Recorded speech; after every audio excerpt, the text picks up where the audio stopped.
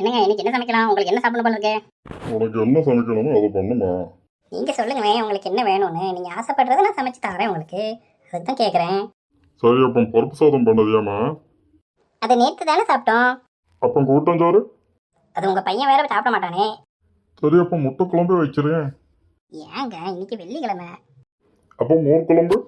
ஐயோ இன்னைக்கு பார்த்து தயிர் வீட்டில் இல்லையே. சரி, அப்போ சாம்பாரே பண்ணிடுறேன். சாம்பார் எனக்கு பிடிக்கலங்க. சரி, அப்போ நான் மேகி வாங்கிட்டா மேகி கிண்டிட்டியா? ஏங்க மேங்கி யாராவது சாப்பிடுவாங்களாங்க? அது சாப்பிட்ட மாதிரியே இருக்காது. வேற அப்போ என்னதான் சமைக்க போற? இங்க நீங்களே சொல்லுங்களேன் என்ன சமைக்க அப்படின்ட்டு.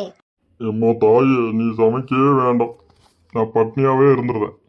ஏங்க இப்படி சொல்றீங்க? உங்களை பட்டினியை போடுறதுக்கா நான் இப்படி பண்ணிட்டு இருக்கேன். உங்களுக்கு பிடிச்சதை சமைச்சு தரது தானே கேட்டுட்டு இருக்கேன். என்னத்த சொல்ல, இவ்வளோ பிடிச்சது சொன்னால் சமைக்கிறதுக்கு ஏதாட்டு காரணத்தை சொல்லுதான். கடைசியில் அழுதுட்டு ஏதோ நம்ம தான் தப்புன்ன மாதிரியே காமிக்கிறா. ஐயோ கடவுளே.